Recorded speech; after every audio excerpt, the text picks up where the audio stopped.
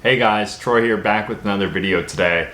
We are going to be talking about my NBA off-season targets. If there's one thing on this channel, I'm always straight up to the point with you guys. And I even got some grief when I cautioned you guys against Jason Tatum because I knew he wasn't going to win the championship. Ended up being right on that one, not that I always am. And once again, even though I'm a Heat fan, no bias. It's looking like it's over, even with all the injuries. I hate to write off my guys so soon, but LeBron, AD, the Lakers, they're just too good. This is their series. And as a result of that, I've already moved into full off-season mode.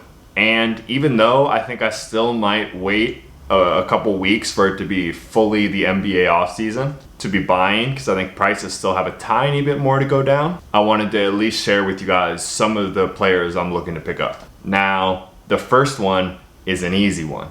I know I'm not making any kind of shocking, bold prediction here, but sometimes the smartest moves are the ones that are just right in front of you. And that move for me is to pick up Luka Doncic rookie cards. His Prism PSA 9 rookie was all the way up past $800 during the height of his hype during the playoffs. And now they're back down to $400 even. And I think you guys will be able to pick them up for below $400 pretty soon here.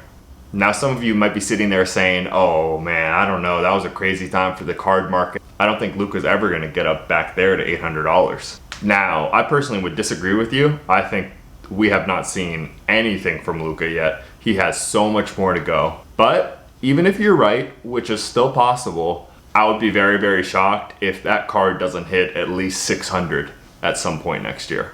If you buy in at 400, and even if it doesn't get up to that 800 that it hit during the playoffs, you're still looking at, 600, still a pretty good profit right there. And that's if you're just looking for a quick flip. I believe in Luka big time, long term. This guy is talented. He's one of the players you can just see. He can be the number one option on a championship winning team. I really think he's shown that already. So with this offseason dip in prices, that's the number one guy I'm looking to take advantage of. The next player kind of falls in line with the same type of thinking. I want to pick up guys who can be the number one option on a championship team as often as possible. That's really where the hobby love is and the hobby appreciation is. And that second player for me is Ja Morant.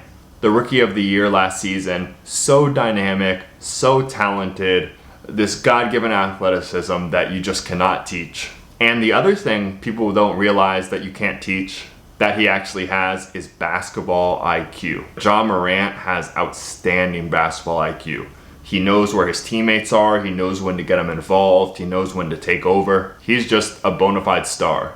Just like Luka, I want to bet on him. Injury concerns definitely are there, especially with the way he plays, the way he falls. But injuries are going to be an issue with anyone. And knock on wood, until I see them being a chronic thing with Ja Morant, which we have not seen yet, I want to invest in him.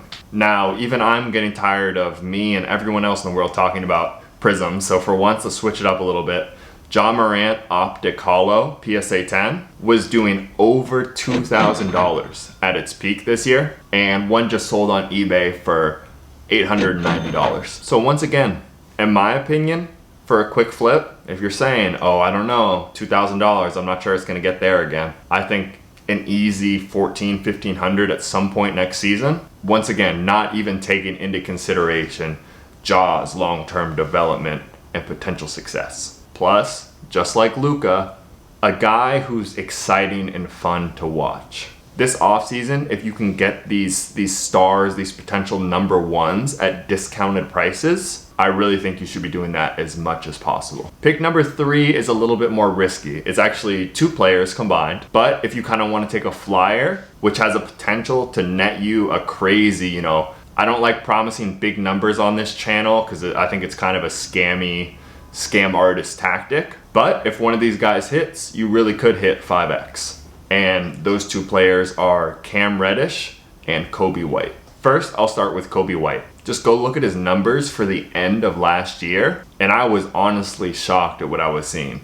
33, 30, 25, 30, 18, 25. He was getting buckets at the end of the year, especially with a new coach and a revitalized Chicago team. His optic bases are going for under $10 a card. So at that price, a guy you might want to take a risk on going into next season. Next up is Cam Reddish. Once again, let me be clear here, definitely a risk. But if you watch his film, at his size, the way he moves, his athleticism, he really looks like a bigger Paul George. And another guy who started off kind of slow at the beginning of last season. Maybe a couple people wrote him off. That's why he's not getting the same type of hobby love.